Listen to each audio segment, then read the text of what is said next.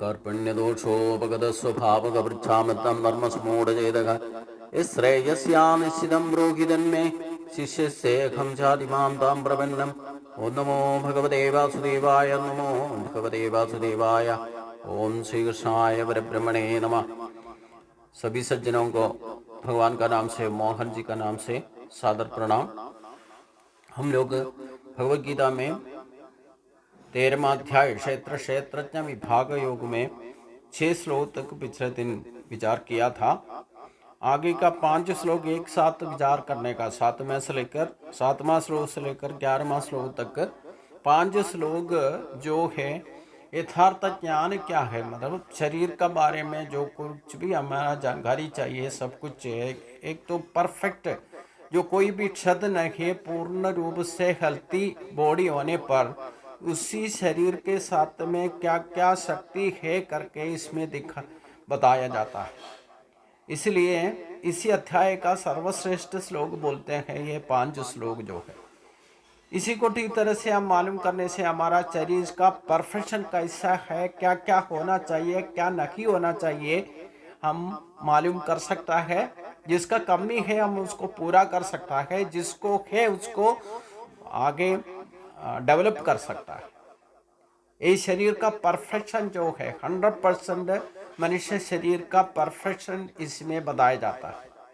मतलब पूर्ण शरीर होने पर, अगर मनुष्य शरीर पूर्ण शक्ति दैवीय संपत्ति और ये आसुरी संपत्ति का होने पर भी हम जो दैविक संपत्ति को, जो आध्यात्मिक में जो कुछ भी हमने हासिल करते हैं, पूर्ण शरीर का शक्ति को यूटिलाइज करना है तो कोई दिक्कत नहीं, कोई सिद्ध नहीं है, आसानी से जीना है। तो हमारा शरीर का परफेक्शन क्या होना चाहिए, कैसे होना चाहिए करके कृत्यदाते इसी श्लोक से आपको मालूम कर सकता है।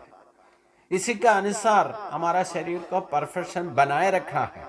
ये मालूम करने से, केवल पढ़ने से नहीं है, इसको बाय हार्ट करने का भी जरूरत नहीं, लेकिन इसका अर्थ को मान करके इसी का ही शक्ति को हम हासिल करके इसको जीना में आसानी से आपको जी सकता है। मतलब पूर्ण शरीर का पूरा परफेक्शन इसी में बताया जाता है। इसमें क्या क्या होना चाहिए, क्या नहीं होना चाहिए, कैसे परफेक्शन बनाए रखता है वो शरीर में, शरीर के अंदर क्या क्या शक्ति है उसको कैसे हम यूटिलाइज कर सकता है, उसका बारे में जानकारी को यथार्थ ज्ञान कहा जाता है। हमारा शरीर का बारे में, हमारा शरीर का शक्ति का बारे में हमको सबसे पहले जानकारी होना चाहिए ना। अगर नहीं होने से हम शरीर का ही भूल करके हम अपना भागदौड़ में रहता है। कुछ उम्र तक तो हम शरीर को बिल्कुल देखता ही नहीं, टाइम पर खाना नहीं खाएगा, कुछ हेल्थ के बारे में सोच विचार नहीं करेगा। अगर 40-50 साल के बाद हमें कोई दिक्कत आएगा तब भी हम डॉक्टर से या हॉस्पिटल में भागदौड़ करते रहते हैं।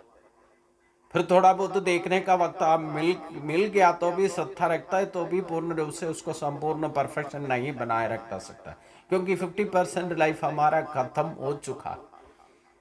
इसलिए शुरुआत में हम शरीर का बारे में, शरीर का शक्ति का बारे में आपको मालूम करना है तो ये 5 श्लोक छोटी तरह से पढ़ना है।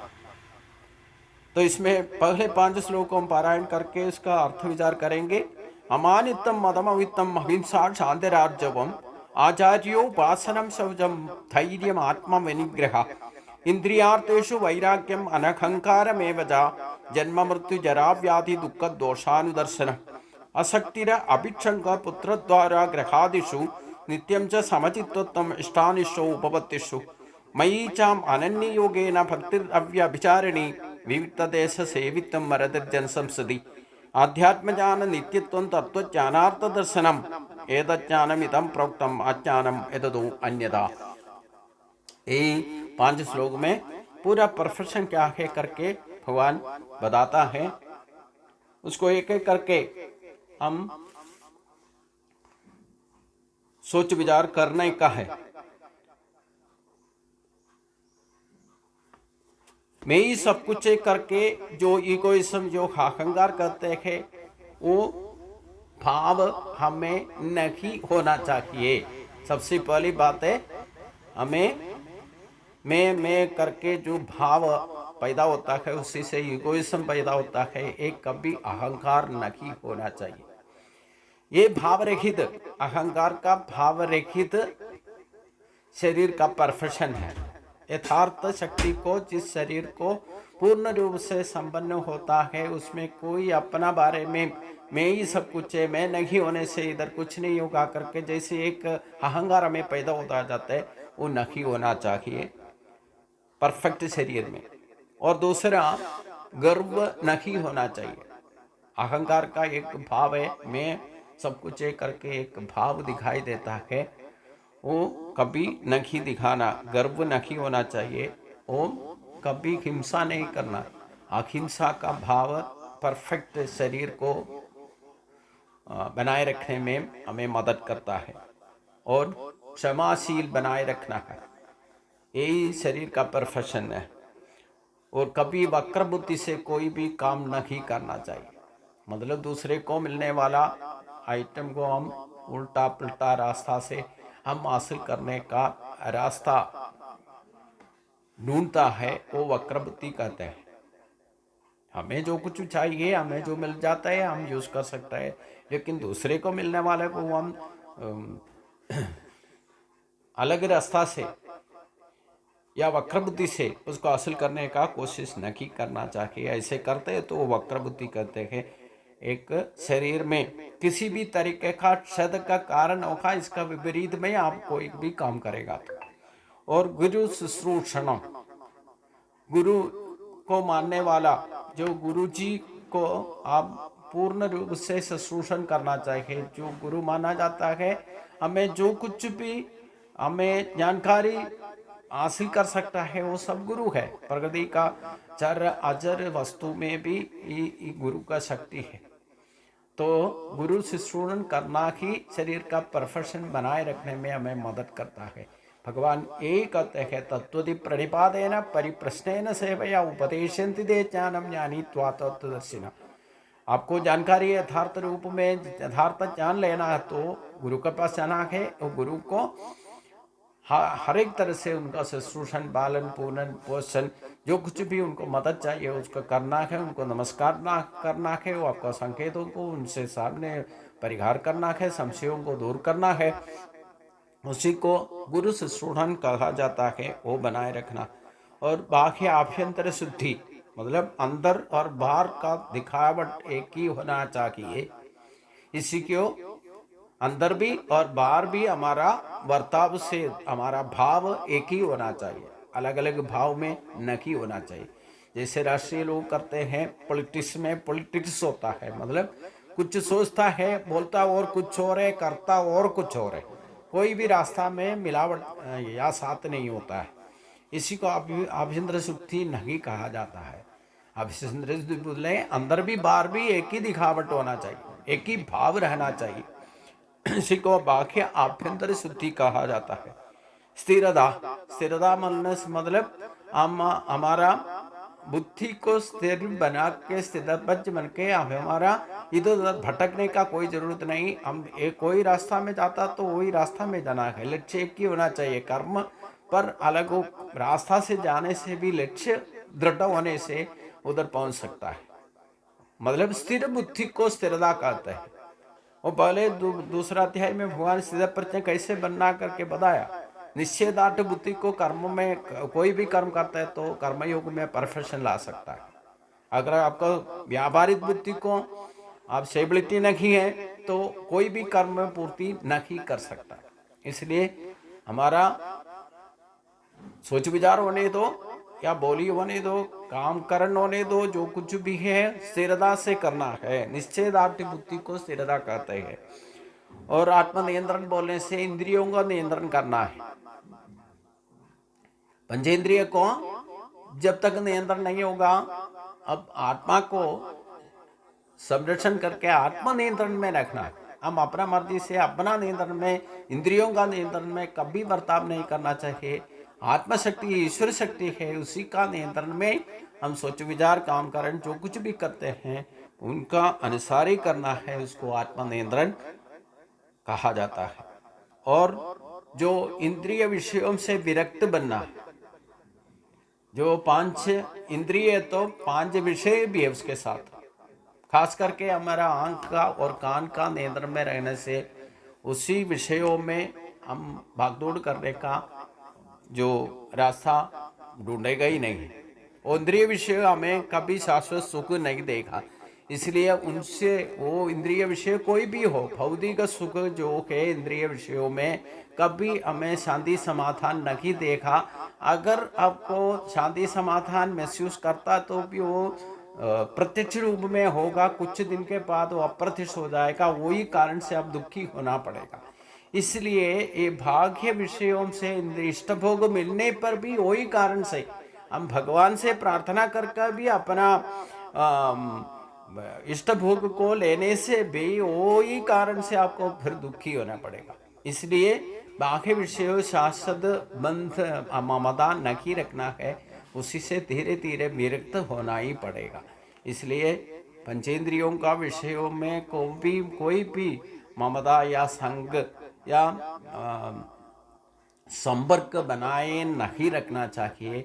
उसी को बोलते हैं इंद्रिय विषयों से विरक्त बनना है और अहंकार रहित जीने का कोशिश करने का। एक एक पल हमारा सर्वनाश करेगा अगर हम कोई भी विषय में अहंकारी बन गया तो।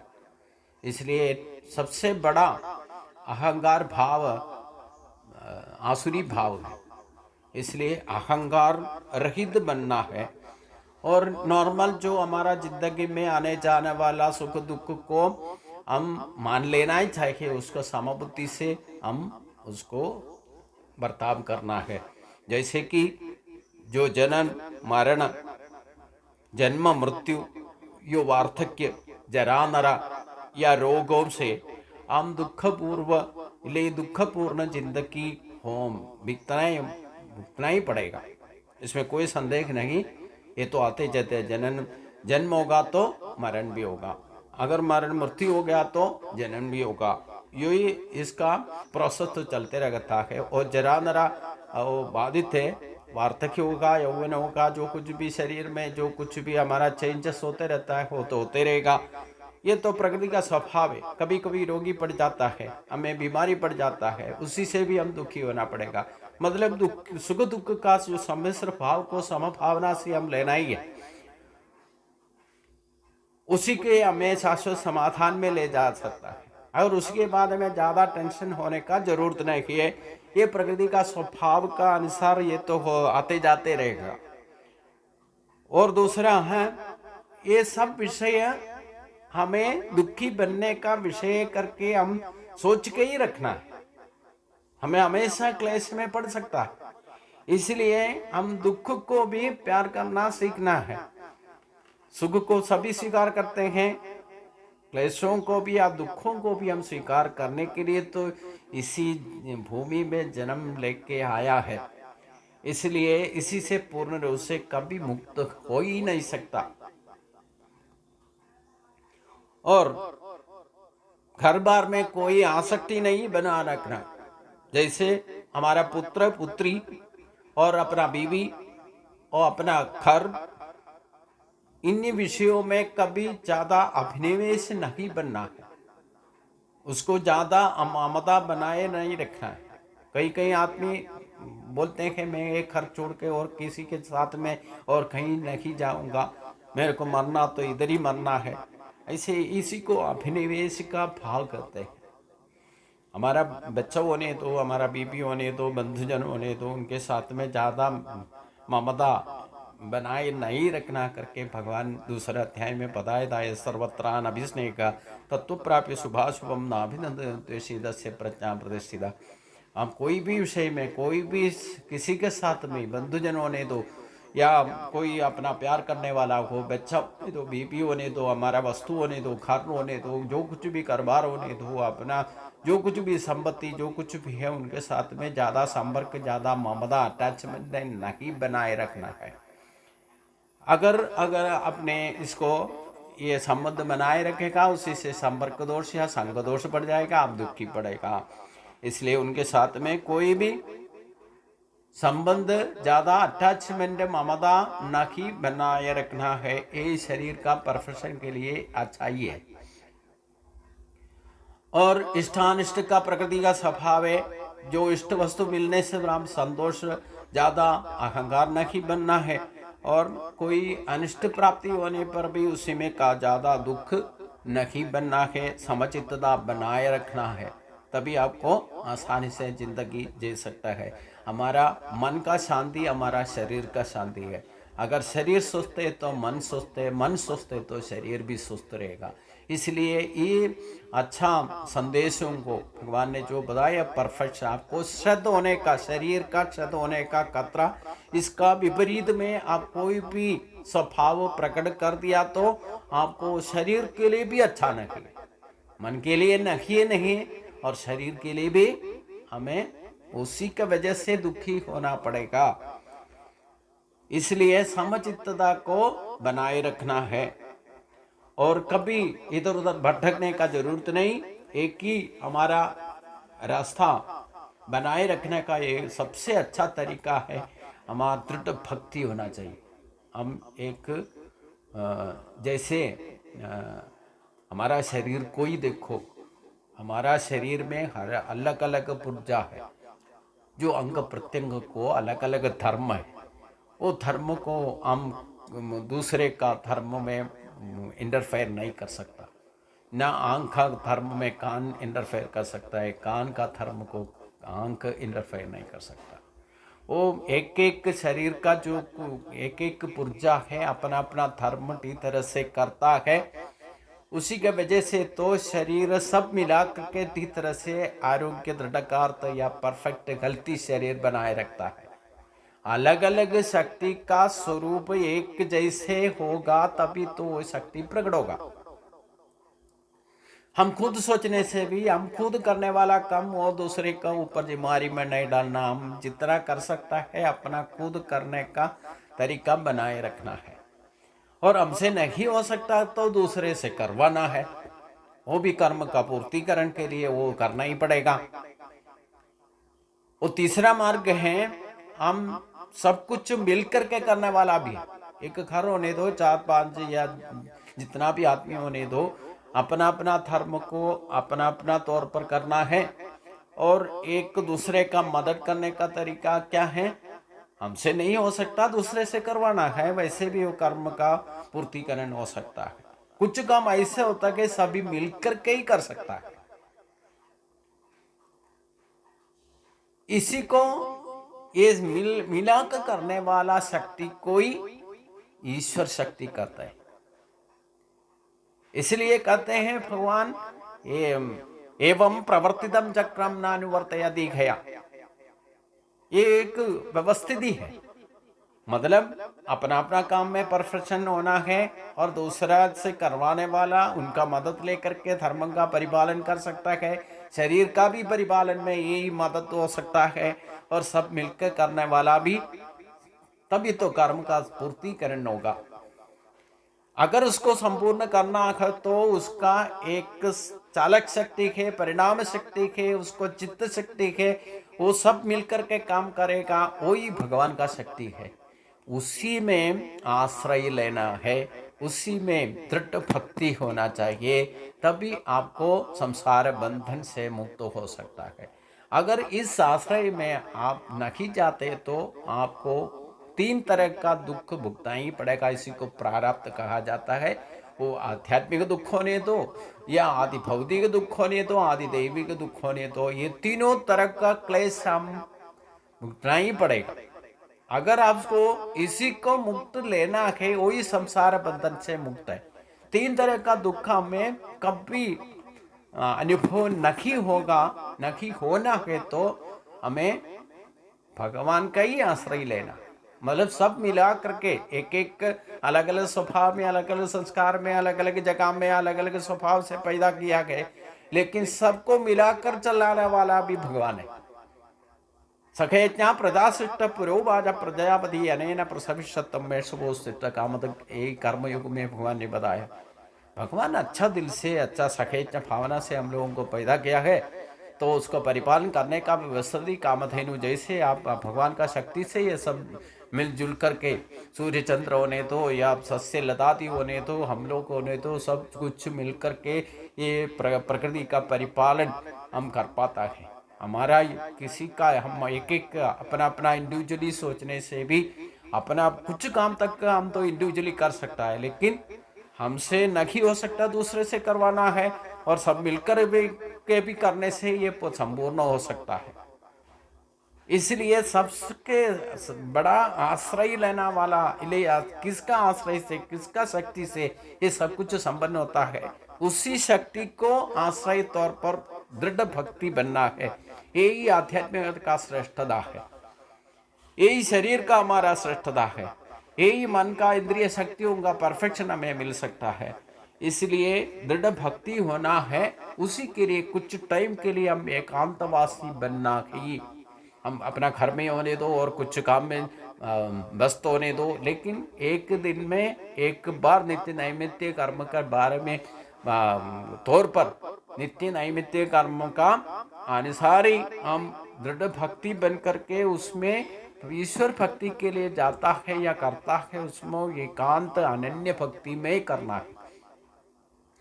कोई साथ वाला किया नहीं किया, वो बच्चा किया या बीबी किया, ये सब कुछ सोच करके हम चक्कर में नहीं पड़ना है, हम खुद करना है। उसके लिए कुछ टाइम के लिए एकांतवासी बनो, भगवान के साथ संबंध बनाए रखो, तो आपका पूरा कर्म, आपका शरीर सब कुछ संपन्न समृद्धि में आरोग्य शद का बिना शद रहित आपको शास्त्रीय शरीर को जब तक जिएगा किसी का आश्रय में नहीं जाना पड़ेगा, केवल भगवान का आश्रय में बनाए रखो। और कभी आप ऐसे ज़्यादा जन या ऐसे माहौल से वो मेला में नहीं जाना, मतलब अपना शरीर का परफेक्शन के लिए भी, हमारा भक्ति को बनाए रखने के लिए भी हम ज़्यादा भीड़ भाड़ में नहीं जाना। अगत थाड़न का द्वार पर या मंदिरों में होने दो, कोई अच्छा सही से फंक्शन होने दो, कभी भीड़ भाड़ में जाने का इच्छा नहीं रखना है। यही अपना शरीर के लिए अच्छा है करके भगवान इसमें बताता है। उसके लिए आध्यात्म ज्ञानी बनना है, तो आध्यात्म ज्ञानी बनने का निष्ठा बनाए रखना है, ये रोज करना है। तो आध्यात्मिक शास्त्र बोले से भागवत गीता ऐसे उपनिषद वेदों का वो अर्थ सहित हम मालूम करते रहना, इसी को आध्यात्मिक निष्ठा कहता है। और तत्वज्ञान हासिल करने का प्रयोजन क्या है, ये इसी से आपको मालूम पड़ जाएगा। ये सब मिला करके ज्ञान परमात्मा ज्ञान कहते हैं।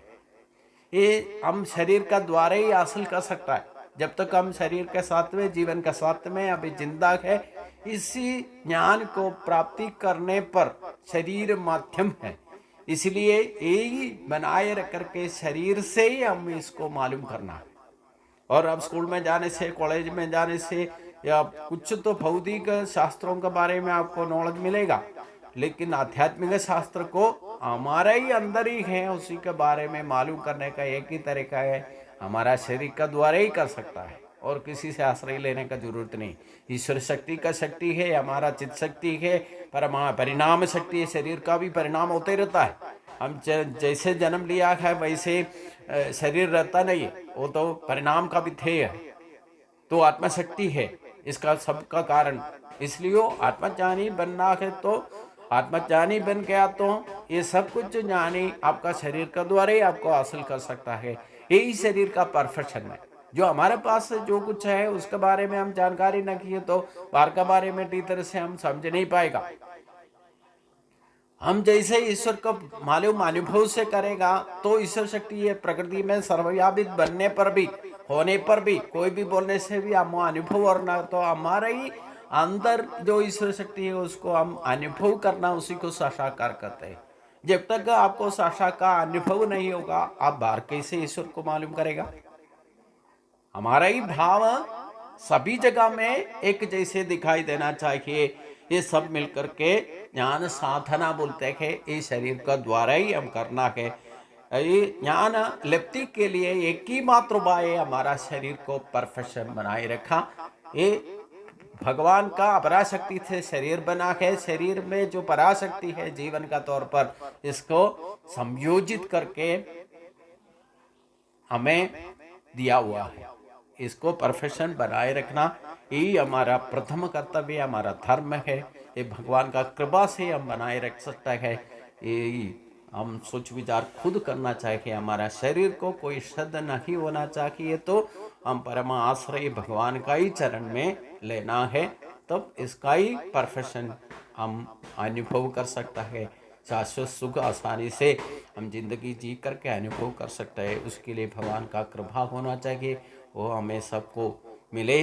इसलिए भगवान को ही प्रार्थना करते हुए आज का ये क्लास भगवान का चरण में समर्पित करता हूँ। सभी को नमस्कार।